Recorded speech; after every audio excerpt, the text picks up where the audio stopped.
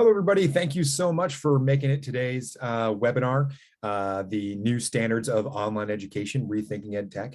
I'm Edmund Breitling. I'm going to be your host for today's panel discussion. We do have some really great folks on the call today. We're going to give it just a few moments here in case there's any stragglers. We're going to be getting in about 2 minutes. So hang tight and we'll be with you just in just a moment. So thank you again so much for joining. Looking forward to having everyone ask questions, and we'll be answering those questions, and the panelists will be on top of that. So thanks so much for joining. We'll get started in just a moment.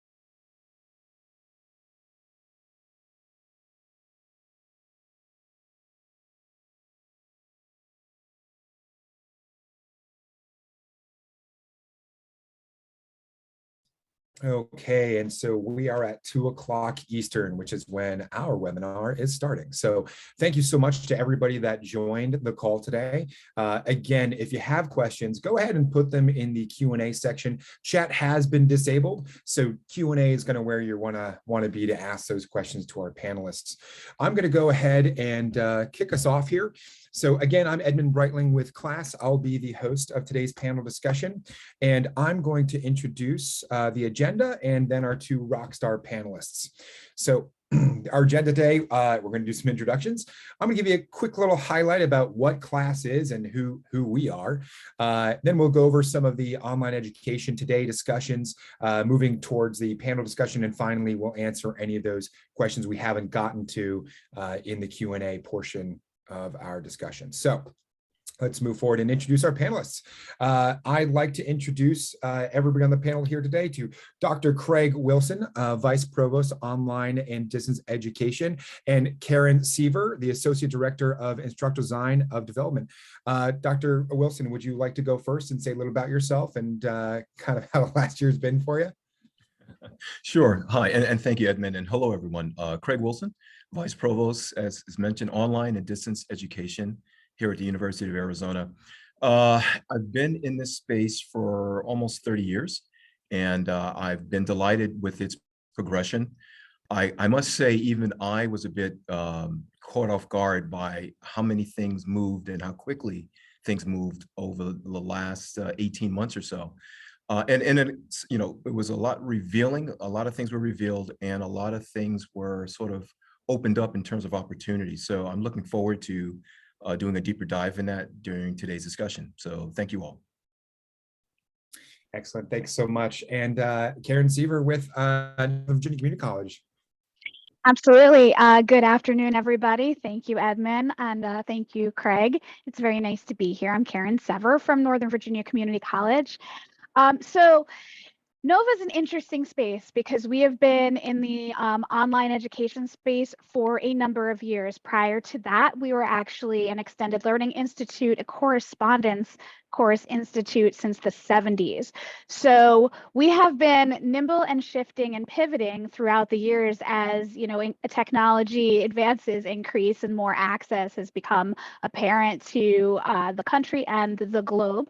However, I will say as well, the last 18 months have been very exciting.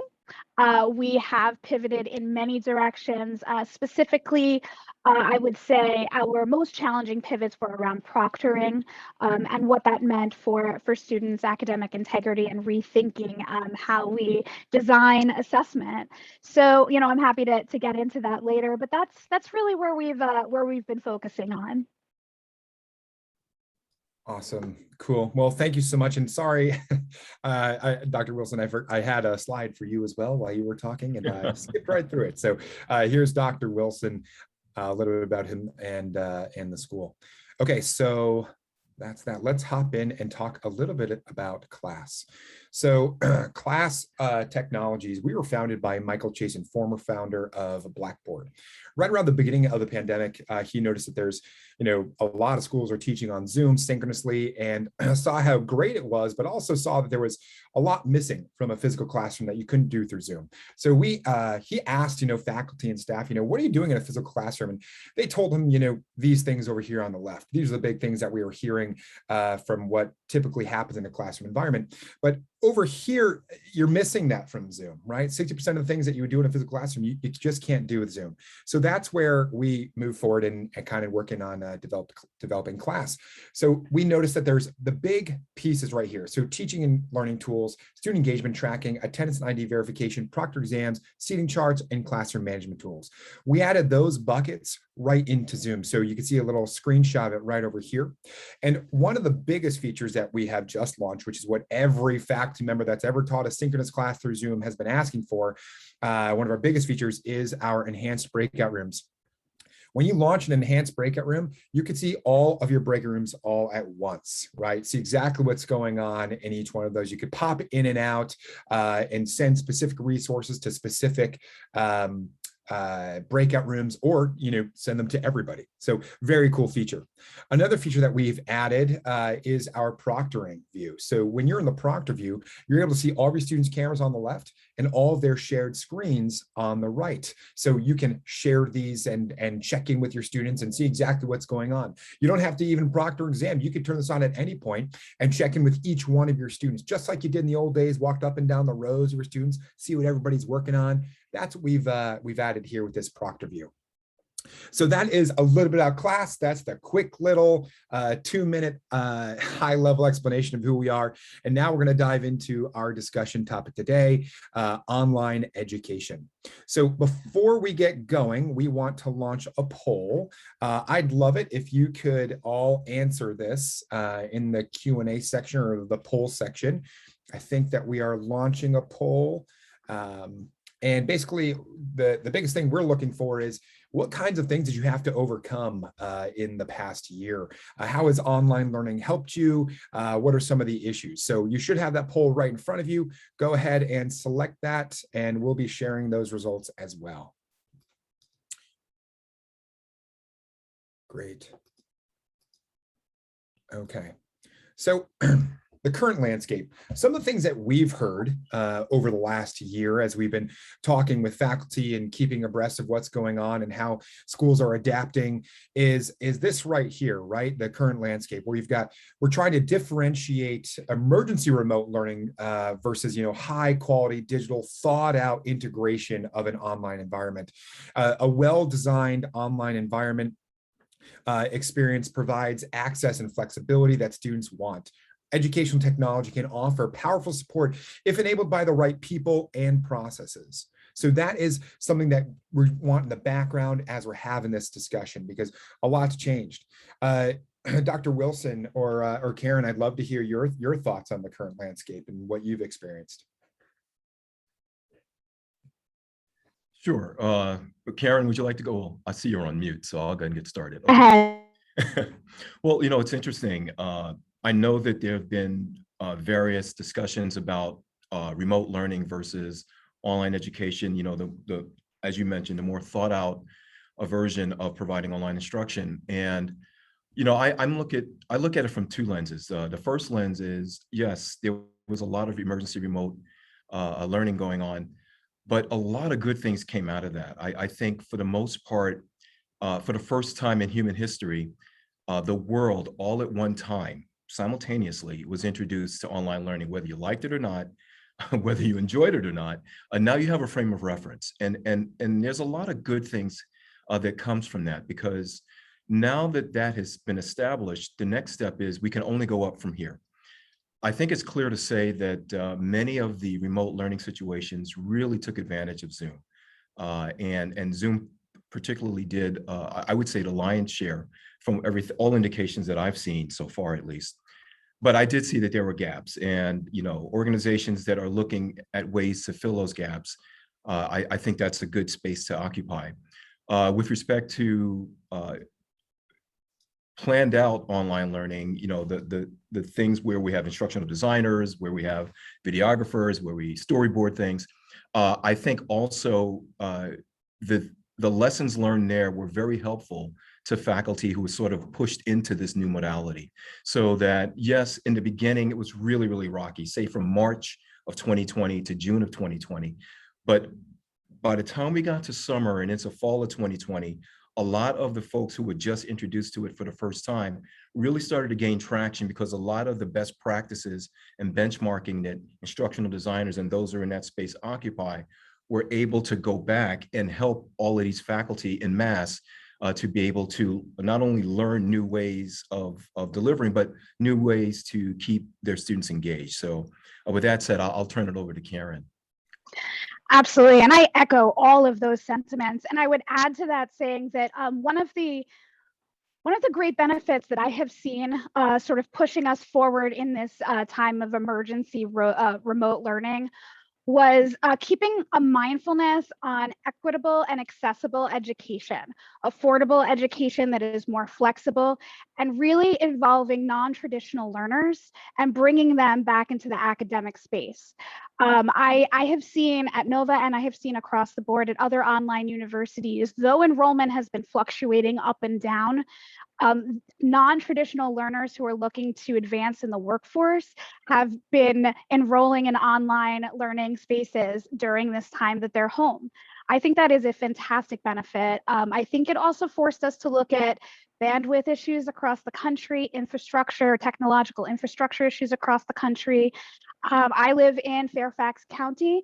There were infrastructure issues in the early days of the pandemic with their LMS, and that they pivoted and they moved forward in order to identify those issues and build a more robust system. And I think that that's been happening across the country, both in the K through 12 space as well as in higher ed. I completely agree with you. I think, I mean, your experiences, both of you, I think is right on track with a lot of us are, kind of dealing with. And that's why I think having you all as panelists is going to be great, because we're going to be able to relate to everyone and kind of share what's been working and how you've gotten through some things. So our next quote here from Clay Shirky: what COVID-19 and the shift to emergency remote instruction did was burn off the fog of unfamiliarity, right? Getting those faculty who might have been hesitant to go online, that, that's not the way we do things. We do things, in person. That's the best learning happens that way. And there's a million studies to prove that. But when that's not an option, right, it's okay to embrace a second option. And so that's kind of some of the light that we're using to move forward in this unfamiliar territory. So the new standards of online learning, right? That's kind of where we're at. We know what online learning was 2 years ago, but what is it now and beyond? And so that's going to be the next portion of what we're discussing here. So key learning and insights. Would each of you share your experience with innovating, researching, and leading in online learning? So I know you told us kind of what you've done, but anything in particular, to address these two questions. The second one being, what does it take to plan and implement quality online programs in higher education? I know you just touched on that briefly, but if maybe you had a little more detail, I think that would be appreciated for everybody on the call.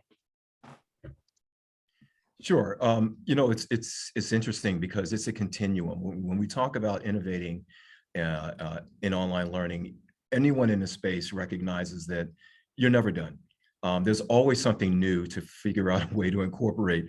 And I think that as we continue to move forward, technology is catching up to a lot of the things that we always wanted to do.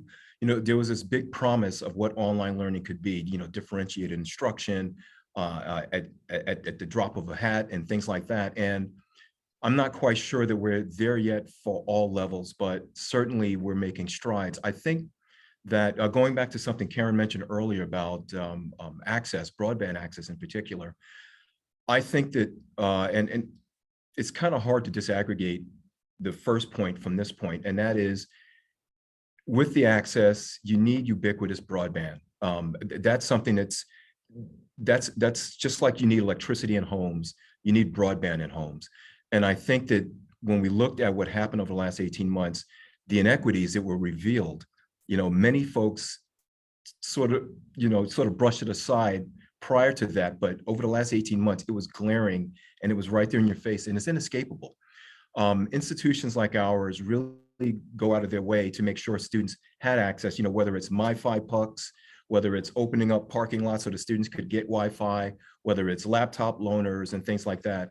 Those are the things that we saw many institutions, not just our not just land grants or community colleges, but all institutions in the middle were doing things that they probably never thought possible, or they never thought they'd see the time when this would happen. But I would say also this, many faculty and staff who might not have been fully on board with online learning, at variety of institution types, sort of got it. This was that aha moment that we had been striving for decades. And it hit everyone all at the same time in varying layers, of course, but now everyone, as I mentioned earlier, everyone has that frame of reference with respect to what the research might look like. I read the Chloe 6 report, as I'm sure many of you did as well. And one of the unintended benefits over the last 18 months was the surge or the interest in synchronous online learning, that students would like to have these types of opening points where it's not just a purely asynchronous experience, but there would be touch points baked within in some shape, form, or fashion. And, institutions are figuring out what that's going to look like. And finally, on the last piece about leading in online learning, I think one of the things that folks in our space tend to do is we recognize that, when you're leading, you're also learning, and you're following some things too. You're following trends, and you're trend spotting, and you're future forecasting, and you recognize that you're not doing that alone, and you're certainly not doing it in a vacuum.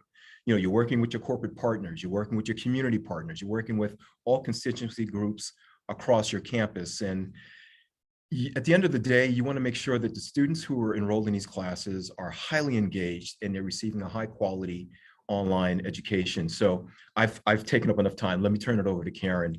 Karen?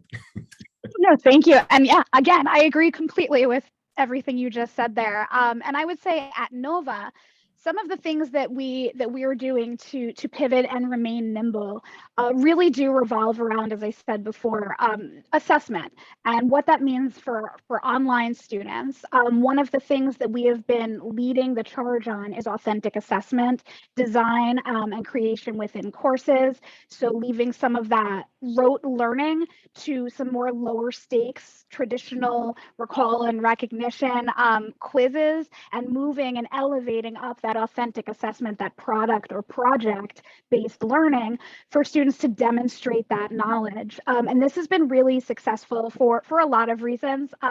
We all know, and several articles over the last couple of weeks have come out and have continued to come out over this last 18 months regarding companies that may or may not house some exam questions. I will have them all remain nameless, but this is another light being shown on what assessment really means. What kind of demonstration of knowledge is that for students, and is it student-centered in the way that we have traditionally been assessing our students? And I think that we had an opportunity here to innovate and try some things out for students to really demonstrate that hands-on knowledge. So in that sense, we're researching and we're leading the charge there, and we have gotten we've had excellent feedback from both faculty and students.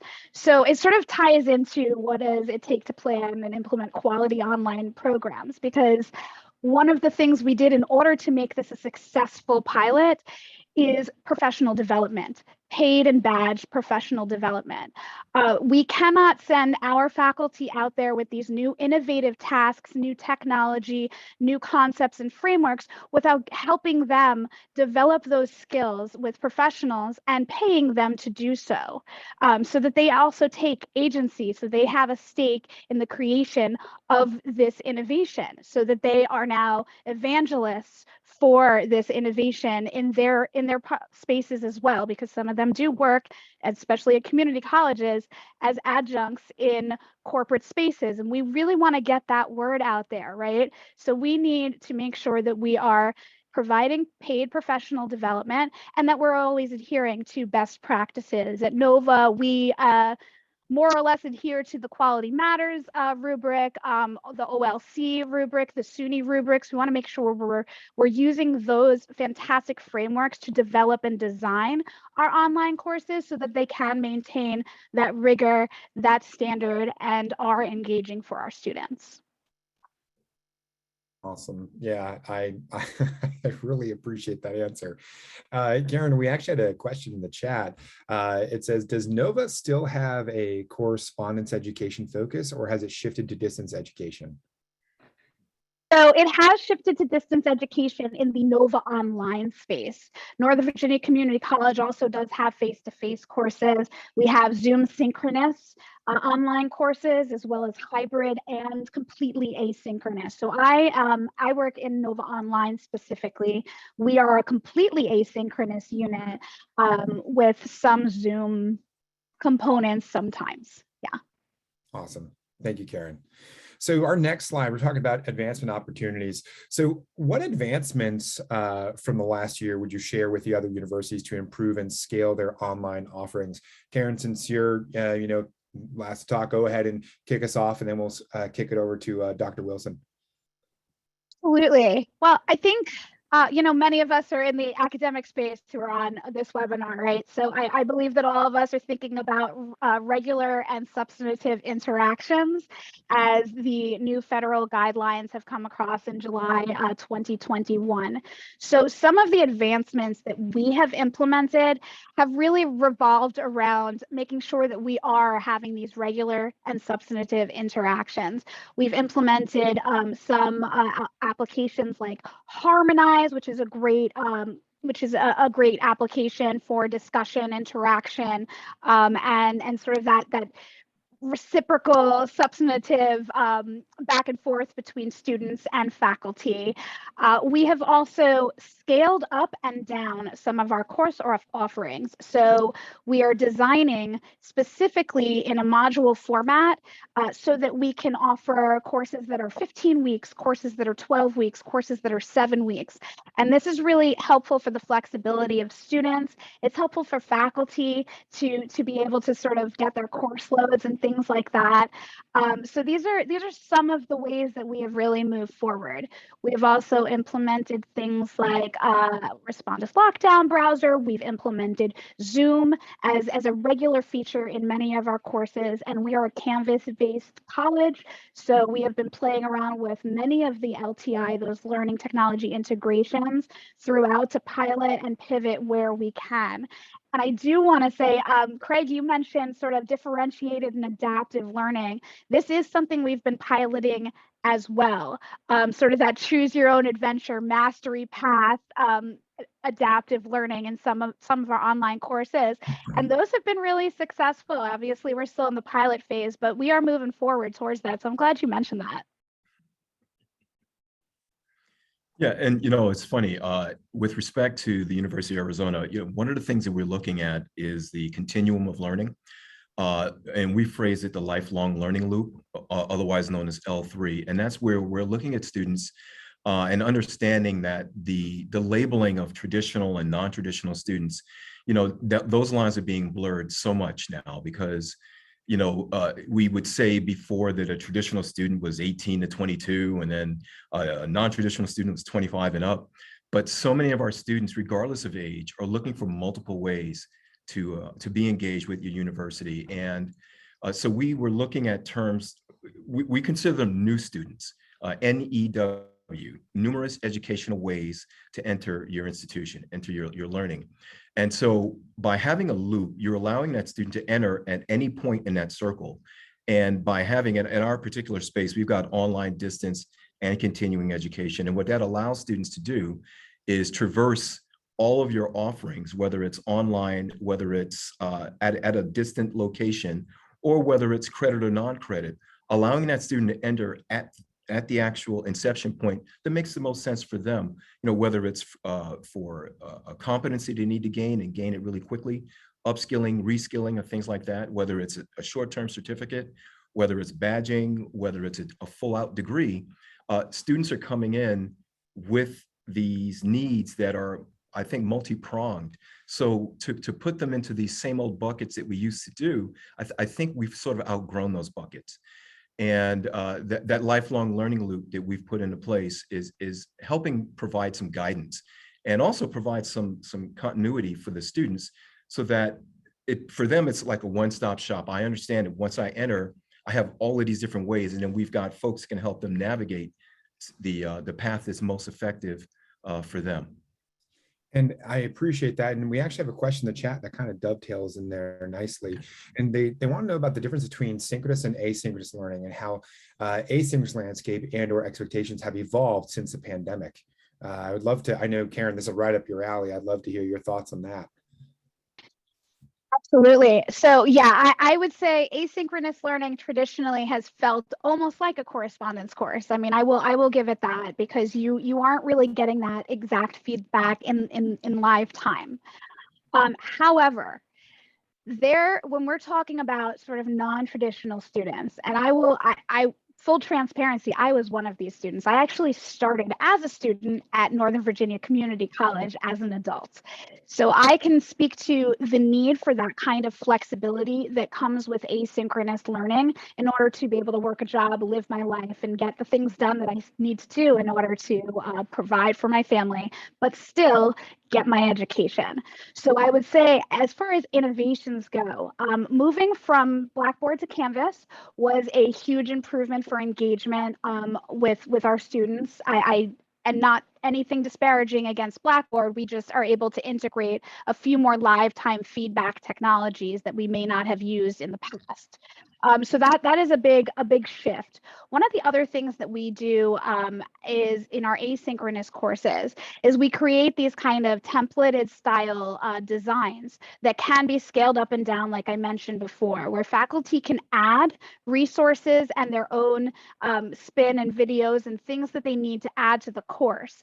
But they also have sort of these core standards that are stamped within each section of the course. So not only do they have that framework, but of well-designed by instructional designers course development, but they also have the ability to take their own agency and put their own spin on their courses and make sure that their expertise is shining through. That has been really engaging to students. Not only do they feel that they have sort of an online campus, so to speak. So everything is in the same place, kind of like if you went to your student union, it's always in the same place on the navigation bar of your course. So they have that touchstone, but then they are able to engage with their faculty who are the experts. Another thing that Nova Online has done, especially for our asynchronous students, is this fantastic virtual student union. This is a space where they can come together and collaborate outside of class. They can work with tutors, they can work with peers, they can develop relationships in a space completely online at like a social network where they can discuss their asynchronous courses. I think these types of things have really built that engagement for our unit. Awesome. And Dr. Wilson, there's actually a question in the chat which asks about how you establish the baseline, how you conceptualize the value of establishing an asynchronous baseline for your online education. How have you all done that, and how have you had that as your standard baseline, and what have you done to grow in your online offerings? Right, and that's a great question. I think one of the things you want to look at is consistency and having that as your core. So all of your courses with respect to traditional, if I can use that word, traditional online learning, having it set up by your IDs and your and the supporting cast to create that great course. Once it's there, you recognize that there's two other layers you wanted to really accomplish, and that is the ability for the course to come to life. And the other one is for engagement, both in and outside of the classroom. When we look at these courses, we look at it through the lens of perhaps Asyn's IEO model, inputs, environment, and outputs. So this way you recognize that there is true value in co-curricular and extracurricular activities, even for our online students. So we wanted to make sure that those things were part of the learning experience, similar to what you would get if you were on campus. whether or not you wanted to partake in some of the events that were happening, it was nice to know that that was something that was an option. And so to that end, we recognize that there are a lot of serendipitous moments that they can be lost if you're totally asynchronous for some, in some instances. And we wanted to make sure that we allowed for that space to exist so that students could, in fact, have an opportunity to rub elbows, if you will, in a digital, you mentioned the student union, Karen. It's sort of like a digital student union or a digital gathering space. That's been elusive in online higher education. We talk about it a lot, but trying to really create that environment that's so sticky that it's not the students have to be there, it's that they want to be there. So one of the things that we've been looking at is providing things that are, that consumer behavior has been sort of showing that there's a lot of interest. And I'm going to shift real quickly to esports. When we look at esports, think about it. There's a lot of camaraderie by having a university team that kind of gets lost a bit when you're in the online space. So with esports, what it allows you to do is have folks compete for team spots, whether I'm an online student or a campus student or whatever. There's opportunities to perhaps participate in the tournament and things like that. More importantly, it's also a level, I think it sets the levels for so many different folks that might not have been included in a traditional sport, for a variety of reasons, whether it's physical challenges, whether it's time challenges, whether it's whatever that thing is, esports provides that venue. So we're thinking about that. And imagine, if you will, and I'm going to push the envelope a little bit further.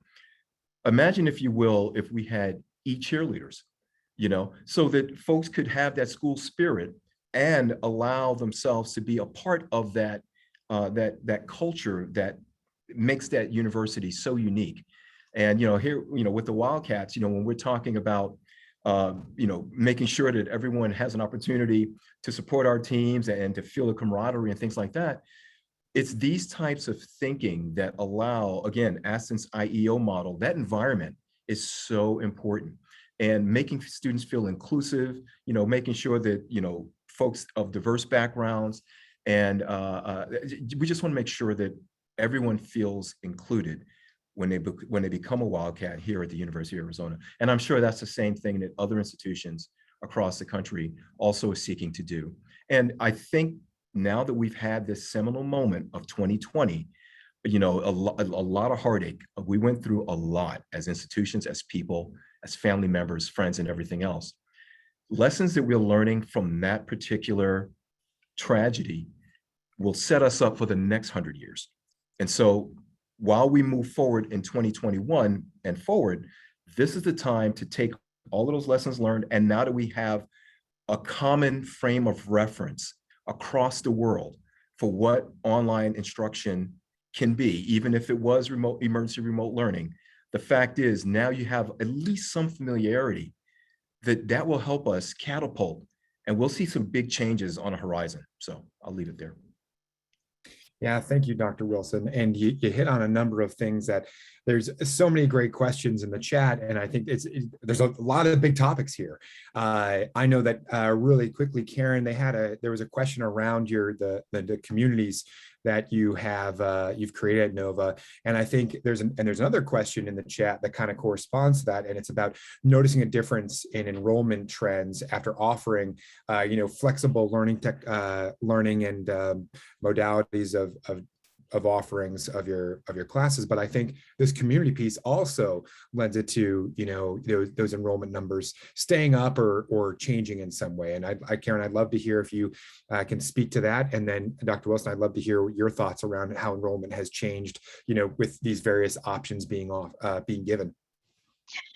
Absolutely. So our virtual student union, I think some of the questions were, how do we keep them engaged? We also have an online student governance. So these are students who are all completely online students who have their own kind of student government that also interact with the face-to-face student government, and they create some more of that student life activities and things like that for the online students. So you're getting not only a student to student interaction there and engagement, they're populating this virtual student union with events, raffles, things like places to meet up in real life, Zoom events, Fortnite events, Minecraft events, things like that to keep students engaged outside of the classroom. And yeah, I would say what that has affected was retention. I think that really solidified sort of a commitment to not only maintaining, your courses throughout your degree, but also sort of this community of practice and these friendships that you're developing with folks online. We have all been forced to sort of redefine and re-examine our relationships with folks across the globe personally, however it works during COVID-19. And I think that this virtual student space has really been a nice safety net for folks who really needed to reach out during that time, finding a community of folks who are also at home and maybe a little bit of gaming, Yeah, and Dr. Wilson, I'd love to hear your take on, if you've seen any enrollment variations with the online offerings you've been able to bring to the table. I know it's been a rough year for every school, but how have you kind of managed that and move forward? Yeah, for us, enrollment has been up all across the board, whether it's on campus, online, and our distance locations. So we think that's symptomatic of the fact that the ability to offer students multiple ways into your institution and the ability to engage them both before they arrive, while they're there, and throughout their journey. Those are the key factors that keep students there. We saw a surge, of course, as many online institutions did during the onset of COVID-19. So during 2020, we saw a surge. And the question was, well, with that surge, can that maintain the following year? So as we entered the following year, and the answer is yes. The answer is yes, provided you are flexible enough to recognize that, again, there are multiple ways to get students into your institution. And you have to learn from, again, what some of these reports have been putting out there and consumer behaviors. And that is the fact that synchronous opportunities do matter. The ability for students to connect both in and out of the classroom do matter. So, we take all of that in and we continue to advance the needle, recognizing that I think Steve Jobs once had a saying that said, you're not going to get perfection, but you have to iterate and iterate quickly. And I think that's one of the things that we're learning. Sometimes folks might get too worried about, about failing and things like that. So they might be afraid to take a chance or a risk. And I would say that, do all your due diligence. And sometimes there aren't enough data points for you to make that perfect decision, but you're following the trend line and you're seeing where things are going. And just like Wayne Gretzky once said, you don't skate to where the puck is, you skate to where it's going. Sometimes you have to be willing to take that next necessary step. And it's that necessary step that helps other institutions feel a little bit more emboldened and say, hey, look, you know what, if they did it, then we can do it. And then they'll take a leapfrog over where we were. And then each institution learns and feeds off each other. And the beneficiaries of all of this are our students. Because at the end of the day, all of us, every single one of us are educators. And every single one of us cares about the outcomes, our students' outcomes, and the fact that they can reach their academic goals and enrich their lives. And Dr. Wilson, you're right. We, every single one of us, helps out. We're educators, but every single one of us, we're also learners, right? So in that light, how do you help faculty that might be a little adverse to, this technology? And on a similar note, how do you, when budgets are so tight, how do you keep pushing forward for faculty development, and garner public support around higher education as it's kind of shrinking with budgets? Well, there's faculty are probably one of our most valuable resources, if not the most valuable, because they're the ones actually teaching our students. They're the ones developing those front-end relationships. And I would have to say that everything that we can do to support our faculty in their professional development needs to be done. Period, end of story. I don't have any more to answer on that other than to say we really have to do everything that we can to make our faculty a priority. And I'm proud to say at our university that's certainly the way we look at it. With respect to shrinking budgets and things of that nature, I certainly recognize that hard decisions need to be made about how our dollars are utilized and how do we get the most that we can out of those dollars. But I would also say this, not everything is tied to dollars. Sometimes it's just a matter of, look, I was a faculty member myself, and I can tell you, just point blank, if you can show me a way that I can be more effective in my classroom with my students, I want to know it. I don't care whether I'm compensated or not. I want to know how I can be a better faculty member for my students. If I'm compensated, great. If I'm not, fine. At the end of the day, I want to make sure that my students have what they need to succeed. And so, whether it's badging, whether it's certificates that shows that our faculty might have gone through their trainings and what have you, whatever it takes, those are the things we're willing to do. But again, I would go back to, at the end of the day, all of us are in this to make sure that our students are getting the most out of their academic journeys and ultimately achieving their goals. Thank you, Dr. Wilson. I appreciate that answer. And you touched on some there just a second about badging and credentials. Karen, I'd love to hear your thoughts on, how do you prove the credibility of your online classes, right? When people say, yeah, but that's just online. It's not the same. How do you prove the quality and the credibility of your classes that you're building? Well, I touched on it earlier. I think we do need to go back to those very well-established frameworks by Quality Matters, by the OLC, by SUNY, which are best practices, empirically researched best practices in online education delivery, whether it's synchronous or asynchronous. Again, we have to adhere to very specific federal guidelines as of July 2021. So I think that also is, as painful as that might feel to some folks in higher ed right now, it is a great motivator to move forward and create really good quality substantive education for our online students. This is a framework that NOVA has put in place. Again, we do design towards the Quality Matters rubric to maintain quality assurance and rigor in our courses, make sure that they are accessible to all learners, make sure that we are keeping diverse learners in mind, make sure that we are designing transparently so that the instructions are clear, so that the images and representations in our courses are equitable and inclusive.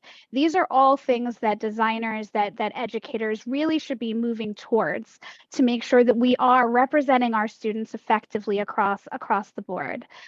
There are folks who say, oh, it's only online, but you know what? I would counter that with saying, if we have learned really anything in the last 18 months, that statement goes out the window, because everything is online. There is incredible quality across the board, and there has been in this space for a number of years. And I think folks are really waking up to that fact and that flexibility, that affordability, that accessibility of online education. If I can just dovetail what Karen just mentioned about the online infrastructure itself, let's think for a moment. When we went through this pandemic as a world, had there not have been pioneers in the online space who created learning management systems in the first place, where would we have gone to? How would our students have been able to continue their learning in any capacity? I mean, if we really peel back this a bit and think about the fact that were it not for, and I'm going back old school here, were it not for WebCT, Blackboard, Desire to Learn, and I'm sure I'm going to leave all these others out, but Canvas and others, if it were Moodle, I mean, if it weren't for these learning management systems and people really pushing the whole notion of online learning in the first place, and this was decades ago, had that infrastructure not been laid, we would have been in a much more tenuous situation, not just as a nation, but as a world, if we had not had these infrastructures in place. So were they perfect? Perhaps not, but the fact that infrastructure was there, it at least provided a foundational layer for some sort of learning to continue, even though they couldn't, even though our students and faculty and all our support staff in the middle, even though they couldn't get to a building, they were able to at least have some semblance of learning. So I just pause and I want to pay homage to the fact that we had this infrastructure that we could fall back to. So I'll just offer that to our group here. Sure. And there was a question in the chat about, specific military students coming back and, how their experience has been. Have you noticed in your experiences that, online education, it can be for any group, for any person can handle this? Do you think that online education lends itself more towards the millennial crew or, something like that? I grew up with a cell phone and sorry. And so it's secondhand nature to me just to be able to look something up. But, for those that might be having a hard time coming back to, or really moving forward into something like this, what has your experience been for those students that are gradually getting to, how are you helping to shepherd them into this new world of learning?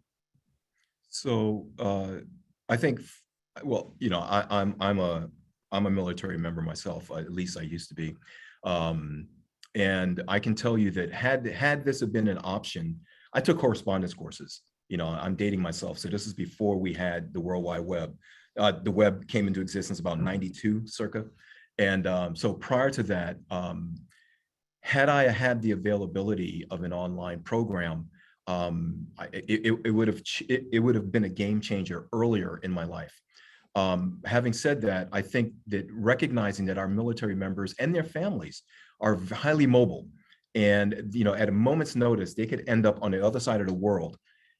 Online learning provides that consistency so that once I made all of these relationships with a particular institution, if my spouse or if I personally have to be stationed from the United States to Germany or to Japan, or you pick that place on the globe, at least those relationships can stay intact, so that when I make the move, it's not as traumatic. I don't have to get used to a whole new set of rules and regs. I don't have to get used to a whole new faculty, a whole new student, classmates and things like that. That stays consistent, and it takes a lot of pressure and stress off of the move, because moves are very stressful in and of themselves. And as a Marine, I can tell you, I can't count how many times I've had to move over the course of my military career. But I can tell you that had I have had the option of an online, being attached to an online, a university or college that offered an online program and I could stay with it no matter where I go, it would have been a game changer. And I'll turn that over to Karen. Absolutely, and thank you for your service. I would speak, from the perspective of how are we engaging and working with adult learners. I think that transparent design really comes into play, as well as student support, student services, student success coaches. These are all really valuable players in the team. They're sort of like the invisible folks who make all of this work, because for those adult learners who may or may not be as comfortable with online learning systems, learning management systems, we need all of the support in place. We need to make sure we're designing very specifically, that we're using very precise language in the instructions that we are creating, so that they can be as seamless as possible. And I think that today, Blackboard, Canvas, Moodle, Teachable, Thinkerific, all of these new LMSs and the old established LMSs have all made sure that their interfaces are easy to access for all learners of all varieties, that most of them are accessible in mobile formats and application formats. And I think this is just really helpful for a diverse learning population. Fantastic. I appreciate those answers. There is a question in the chat about LMSs and how you can evaluate quality and consistent online course delivery.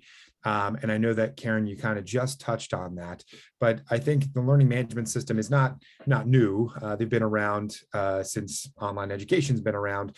But I think what's important as far as software is how you use them and how you integrate them into your education, and what sort of thoughtful methods are you using to include the various software tools that are out there in your education. And I don't know if there's a question there as much as there is just kind of like a statement.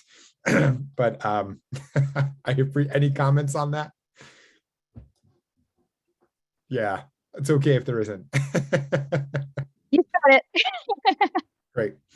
So there's another question in the chat here, and it's around how do you create that bond that students that might graduate of class of 1998, right, and they all come back and there's all that. But when you're in an online environment, the sports, like as you were saying, Craig, Dr. Wilson, the digital cheerleaders, right? How do you create that sense of a community online outside of what we've already discussed? How do you keep students involved? Do you encourage them to connect outside of class, and what do you do for that? Yeah, and that's a great question. And I have to say, we really go out of our way to build community outside. We have a wonderful student success team that really spends a lot of time building communities outside of outside of the LMS, and whether it's Facebook or Twitter or all these other social networks. Our teams really spend a lot of time doing it purposefully. So, they've got a cadence of when they're putting postings out and responding. And they've also got moments where there's extemporaneous posting for a variety of reasons.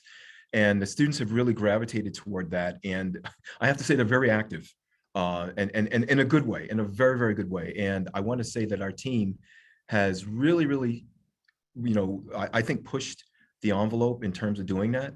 And I know that they're not done, because they were mentioned, and I'm not going to give away the other platforms yet, but they've mentioned other platforms that they really wanted to sort of incorporate into it, because they're noticing that students are looking at other platforms too, and it's a matter of making sure once you enter a platform space, you have to be active in it, right? So you better have the resources to keep the content fresh and to answer the questions that are coming through that pipeline.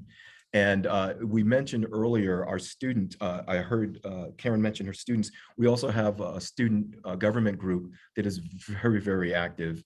And I would say that on our side, we also have, I mentioned online, we also have distance. And the members of our student government are composed of students from both sides of the house, whether it's the online and the distance students. So they come together and they're able to really provide some good guidance and feedback on what's sticking in terms of what messaging and where might we be missing some things. Do we have any Achilles heels that we need to look at so that we can be even better? We recognize that we strive for perfection. We probably aren't there, and we're not there. Let me just be blunt. But the reality is we don't stop trying. And that's really, whether it's that team or others. We have a lot of volunteers. We have a very active alumni group as well. And so the ability to have the alumni serve as mentors for the folks who are coming through is very helpful. And one other thing that I think institutions find themselves stepping into, and we step into it ourselves, and we're trying to make it better. And that is making sure the messaging that's meant for the traditional audience doesn't always make its way to the online student, because there's a lot of disconnects there. We're going to be moving parking, and if you're an online student and you never come to campus, those type of messages can be a little annoying, because you recognize that this wasn't really meant for me. So we're doing a better job of making sure that messaging is forked to the proper student set. But I'll close with this. The thing we also have come to realize, particularly over the last 18 months, is that I mentioned students are coming in at multiple points. So students might be taking a majority of courses online, but they want something on campus, or they want something in distance. So now we have to sort of rethink the messaging to really be as effective as we can, understanding that students are coming in on different layers. And I mentioned the numerous educational ways to learn, and there has to be numerous educational ways to message. So I'll turn it over to Karen. And Karen, after you answer this piece about how you build community outside of the, the topics you already mentioned, I'd also love to hear the opposite side of that, which is about privacy and data protection. How do you, protect your students and keep their public information public and their private information private? Absolutely. And Craig, I mean, I think what you all are doing over there is fantastic. And we're a community college, so we have folks for 2 years, and then they move on. But we have seen this sort of love and loyalty to Nova and Nova students really reflecting back on their time at Nova Online and throughout Nova, if they're in face-to-face courses or a combination of both, as building this sort of foundation to their academic journey. And so when we're thinking about community outside of Nova, outside the LMS, outside of the college, the actual college walls, I actually looked to some of what the faculty is doing. Some of our faculty are doing fantastic things in very socially distanced ways right now to engage their students in live spaces. Some live field trips. We live in the DC metro area, so we have a wealth of opportunity here for students to go view art, to go view monuments and history in action and things like that. And that builds that community, that bolsters that community even more. Some of our virtual student events, revolve around quizzing and bringing in some information outside of the classroom to get a little more personal while maintaining data security. And so I think these are a lot of ways that we can engage students. But what it comes back to, and what I hear most, is that the students are really reflecting on their time and the faculty, and how well they felt that the faculty supported them and opened up their minds to sort of engage with students on a different level. So I want to bring it also back to the faculty there, because they are doing incredible things to engage their students both inside and outside of the classroom. And so we're talking about, if I shift it completely to sort of data security and keeping privacy up for our students. And I think this is an incredibly important topic, and something that is certainly at the forefront of all of our minds as we conduct our everyday, almost every moment experience right now online or through our phones. Some of the things that we have done is, of course, keep maintaining a closed system for our LMS, when that is very secure. All of our learning integrations are vetted specifically for security to make sure that we're not, divulging any information to third-party representatives and things like that. Any kind of proctoring that we have been doing online are completely secure and representative of sort of those values. And I think that our student integration system and all of that, it maintains that high level of security with a fantastic infrastructure of IT at Nova, and an incredible amount of oversight from the Virginia Community College system. So I will leave it at that, because I don't want to step too far outside my lane there. Yeah, no, I appreciate that answer. We've got about 4 minutes left here. So Dr. Wilson, I'd love to hear your thoughts on privacy and data and how you're protecting your students. And then I'm going to add the last question I think we'll probably leave with today is, what does the future look like for you both in terms of your education? Where does it go from here? I'd love to hear your thoughts on that. Sure. Well, data protection is one of the highest priorities here at our institution.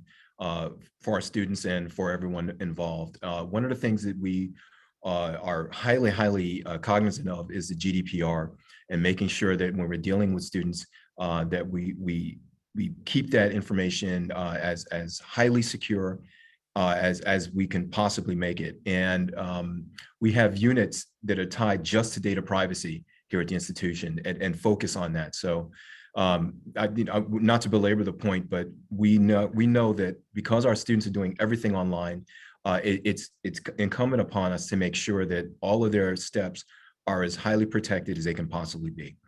To your question about what the future might hold, one of the things that really has been sort of keeping me up at night in a good way you've heard it said earlier, maybe about a week or so ago, and probably before, the metaverse.